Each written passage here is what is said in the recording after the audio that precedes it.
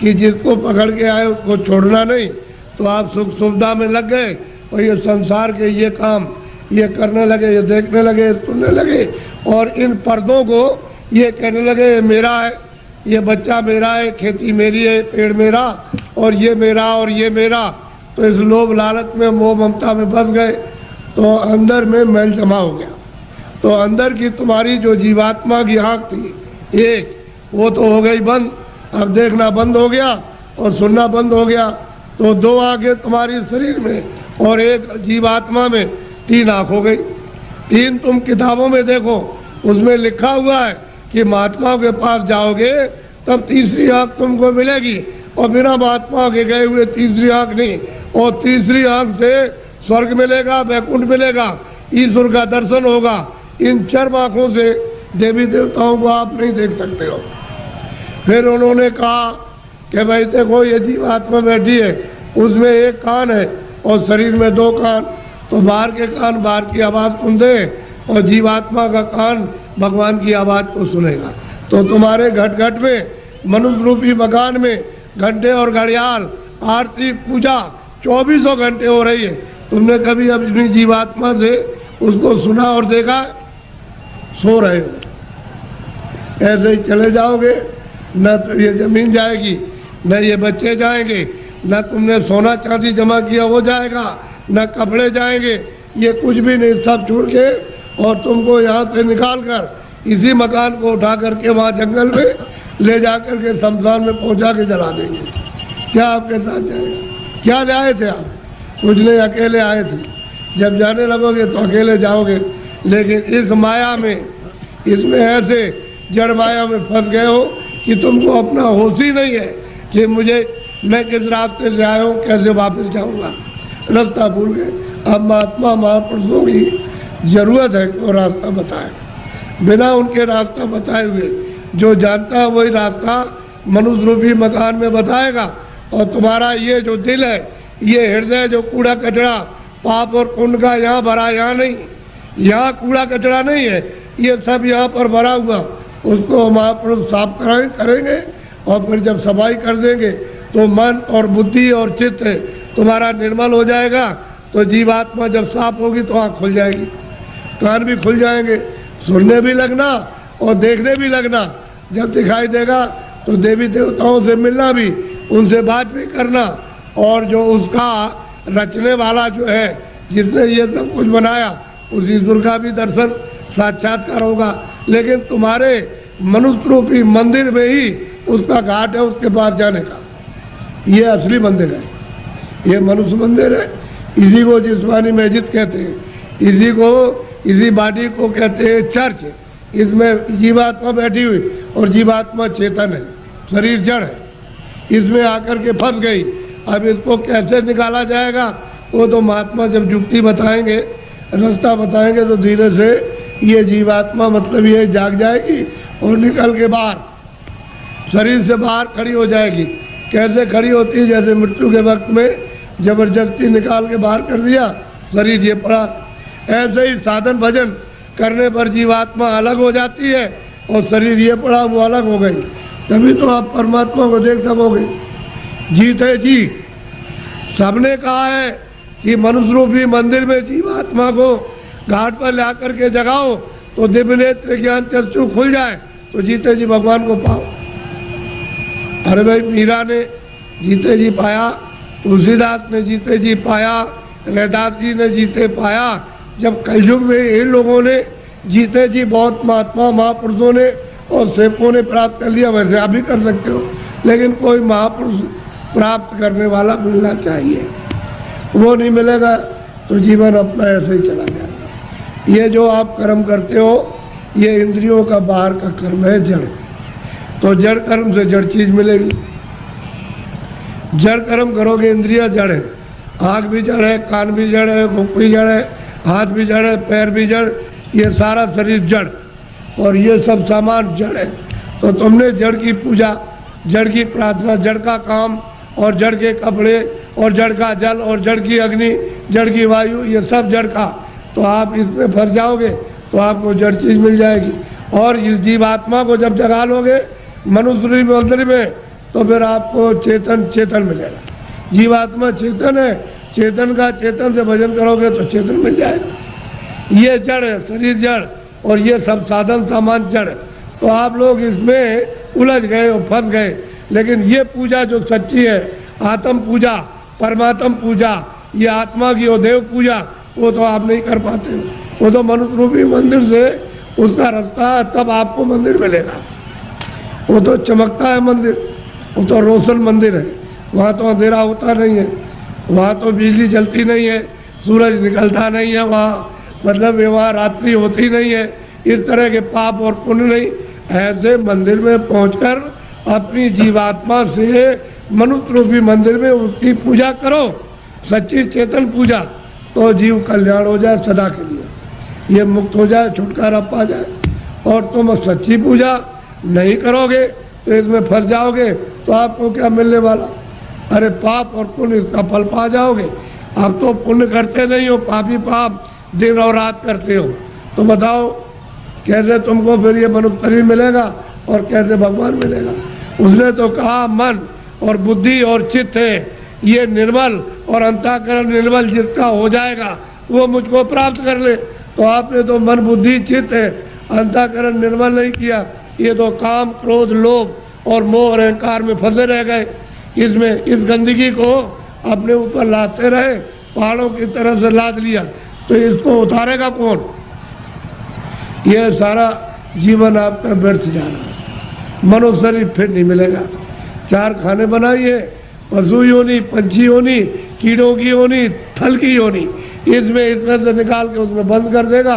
तो कभी कुत्ते की योनि में, कभी बिल्ली की योनि में, कभी चूहे की योनि में, कभी गाय की योनि में, कभी शेर की योनि में, कभी मछली की योनि में, और कभी मगर की योनि में, कभी जीव जंतुओं में, इसमें बंद कर देगा। और अपना कर्जा जो आपने लाद लिया उसके देश में, वो लेना देना पड़ेगा। ये कर्जा का देश है बच्चा, ये देश अपने घर में जाने का नहीं है। कर्जा ले और दे, कर्जा ले, कर्जा तुम ले लोगे तो मैं ब्याज के उसको चुकाना, और आप चुका नहीं सकते हो। तो कर्म कर्जा है, जो पाप पुण्य करते हो यही पर देना आपको, यही आपको जन्म लेना, यही मरना। इससे छुटकारा इस जीव का नहीं हो सकता। और जब जब मनुष्य शरीर मिला तब तब आपने बर्बाद कर दिया। अब की मिला उसको भी ऐसे ही गवाए देते हो। ये फिर शरीर मिलेगा, अब की बार हाथ से चला गया तो ये गांव आपको, ये बच्चे आपको, ये सब कुछ देखने को आपको नहीं मिलेगा। वो दूसरी योनि में कई जंगल में बंद कर देगा, वहाँ करोड़ों वर्षों तक भटकते रहो, रोते चिल्लाते रहो उस दुख और दर्द में। कौन सुनवाई करेगा? और नरकों में भेज दिया तो वहाँ कितने नाम के नरक हैं, उसमें सजाएं देगा, वहाँ से लौट के आ नहीं सकते हो। इस मनुष्य शरीर को सार्थक करो, किसी महात्मा की खोज करके उससे पूछो भगवान के मिलने का कौन सा रास्ता है। तो जो जानता होगा रास्ता तुमको मनुष्य शरीर में बताएगा। फिर घर में आके दिन में खेती करो, दुकान और दफ्तर का काम करो, शाम को बच्चों की सेवा करो, और 1 घंटे का समय लगाकर मनुष्य रूपी मंदिर में सच्चे भगवान का अपनी जीवात्मा से भजन, तब वो परमात्मा मिलेगा जीते जी। मरने के बाद बच्चा मिलने वाला नहीं है।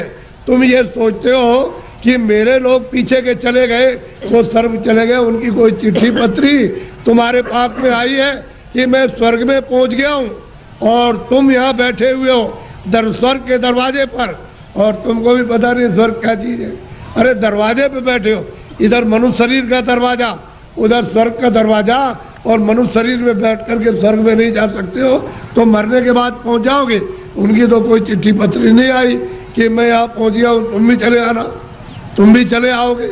और न तुम जानते हो कि मेरे जाने वाले घर के कहाँ गए, उसका पता तुमको नहीं है। इसलिए मनुष्य शरीर के द्वारा अगर तुम पहुंच गए स्वर्ग में तो पहुंच गए, और ऊपर चले गए तो चले गए, और नहीं पहुंचे तो स्वर्ग जाने वाले मरने के बाद नहीं हो। इसलिए खोज करो कि मनुष्य मंदिर है, ये असली मंदिर में घंटे घड़ियाल 2400 घंटे परमात्मा के बज रहे। लेकिन तुम्हारी अगर आंख बंद हो जाए, कान बंद हो जाए, तो बाहर से न तो सुनाई देगा न दिखाई देगा। इसी तरह से तुम्हारी अंदर की दिव्य आंख और दिव्य कान तुम्हारे बंद हो गए तो सुनाई और दिखाई नहीं देता। तुम्हारे अंदर के वो दिव्य आंख और दिव्य कान खुल जाए तो सुनाई देने लगे, दिखाई देने लगे। मंदिर में सच्ची आरती करो तो खुश हो जाएगा, प्रसन्न तुम्हारा हो जाएगा कल्याण। पूजा करो, प्रेम के साथ पूजा कर लो, लेकिन देवता से ये कहो कि मुझे सद्बुद्धि दो कि मनुष्य रूपी मकान में बैठकर मैं अपनी जीवात्मा को जगाऊं और दिव्य नेत्र खोल करके आपका सच्चा दर्शन करूं। ये ठीक। और मांगो कि कोई महात्मा जानने वाले मिल जाए जो वहां तक पहुंचे हो देवी देवताओं के पास और उस परमात्मा के पास, और वो हमको रास्ता बता दे और उनकी कृपा से और दया से रास्ता पा जाए हम आपके पास और भगवान के पास पहुंच जाए। ये देवी देवताओं से, गंगा जमुना से प्रार्थना करना चाहिए और ये प्रार्थना करनी चाहिए कि ऐसी सद्बुद्धि दो कोई पाप कर्म न करे, कोई झूठ न बोले, धोखा न दे, बेईमानी न करे, जितना भी काम करे नेक काम करे, अच्छा काम करे, पुण्य का काम करे, किसी को सताए नहीं, किसी को मारे नहीं, के घर में किसी के खेत में चोरी न करे। ये देवताओं से प्रार्थना आपको गंगा जमुना में स्नान करते हुए करना चाहिए। अब आपको एक मोटी बात बताएं, आपको सबके सब यहाँ खासकार आए हो। एक महात्मा जी जंगल में चले गए, खेत पकने वाले थे, ये गेहूं और ये सब चना और जो पकने वाली थी तो पेड़ के नीचे बैठ गए। किसी गांव के लोगों ने देखा कि ये कौन बैठा, तो गांव में खबर दी, गांव के लोग चल करके आए कि भाई आप कौन है, कि भाई हम तो हिसाब करता है। क्या हिसाब करने के लिए आए कि मुझे किसको चना देना, किसको गेहूं देना, किसको अरहर देना है और किसको कितना मटर देना, ये हम फसल लिखने के लिए आए। फसल लिख लेंगे तो कह लगे आपका हिसाब कब करोगे, कह लगे जब काट कूट करके ले आओगे और जब तुम मार मूड़ करके गेहूं चना मटर अरहर निकालोगे तो मैं हिसाब करने के लिए आ जाऊंगा, मुझे जिसको जितना देना है उतना ही। तो उन्होंने लिख लिया। तो लोग पूछ रहे हैं कि हमको कितना देना है, 40 मन, 80 मन, 100 मन, 60 मन, सबने लिख लिया, अपना लिख करके लेके चले गए। और जब खेत पकने के बाद तो खलिहान में ले गए तो एक आदमी ने सोचा ये सब झूठी बात है, ये कोई लिखा पढ़ी नहीं करने आता है। उसने क्या काम किया, रात को हसिया लिया, उसके खेत में से 4 गट्ठा गेहूं उसके खेत में से काट करके अपने खलिहान में जमा कर लिया। उसका तो इतना खेती में होता नहीं था और तमाम गेहूं जमा हो गया दूसरे की चोरी करके। तो जब वो आ गए बेचारे खेत काट करके खलिहान में ले आए और भूसे को अलग किया, अनाज को अलग, तो महात्मा जी आ गए और बैठ गए। लोग दौड़ पड़े कि महाराज हमको कितना देना, तो लिखा था 40 मन और 80 मन और 60 मन और 100 मन और इतना देना। चोर चोरी कर ले आया था, वो आया कह लगे महाराज हमको कितना देना है, कि तुमको 25 मन। कह लगे तोल लीजिए। तो जब तोला गया तो किसी का 25 मन, ज़्यादा एक दाना नहीं, 60 मन, किसी का 40 मन, किसी का 100 मन, सबका जितना जितना लिख लिया था सबका। चोर बोला अरे महाराज ये मेरे कांटे लगे, मैं रात को कांटों में जंगल में गया तो बमूल के कांटे, बेरियों के कांटे, खून निकल आया, ये पैर फट गए और मैं उसके खेत में से काट करके ले आया, उधर से जौ काटी, मटर काटी, अरहर गेहूं काटा, वो किधर चला गया। अरे कह लगे बच्चा ये मेरे पैर में भी ये कांटे लग गए, ये देख ये लगे हुए कांटे। कह लगे आप क्या करते रहे, कह लगे तू काट कर के ले आता था, वहाँ जमा करता था और मैं यहाँ से जब चला जाता था घर में तो गट्ठा उठा करके उसमें खेत में पहुँचाया करता था। मुझे देना उतना ही है जितना तेरे हिसाब में, और तूने जो ये चोरी की है, ये कांटे तेरे लगे और तकलीफ हो रही है तो तेरी सजा और चोरी की सजा अलग मिलेगी। वो जो तुमने चोरी की है उसकी सजा अलग, और ये कांटे लगे खून निकल आया इसकी सजा। तो कहने का मतलब ये है तुम मन का धन कितना भी खेत काट कर, जमीन लेकर, ये करके, चोरी करके, डकैती डालकर, रात को छीन करके कितना भी अपना धन घर में ले आओ, लेकिन वो जो हिसाब करता जो कर रहा वो बैठा हुआ वो सब उसके पहुँचा देगा। आपको कुछ मालूम रहेगा, आपको नहीं। हमने चोरों से पूछा भाई कितना तुमने चोरी की होगी, हमारे पास चोर भी आते, साफ कह देते हमने चोरी की, तो कितना कह लगे 1 पैसा नहीं रहा, सब चला गया। डकैत आए, डकैत से पूछा भाई तुमने डकैती डाली तो कितना जीवन में तुमने लूटा होगा? कह लगे कई करोड़ का। फिर किधर गया? कह लगे एक पैसा नहीं, हमारा घर का चला गया। घर का क्या? तो कहने का मतलब कि हिसाब करता बिल्कुल सच्चा है, जो पाप का भी हिसाब करता पुण्य का भी करता है, ये सब, और उसका ब्याज तो सब आपको देना, वो दूसरे को किसी को नहीं देना।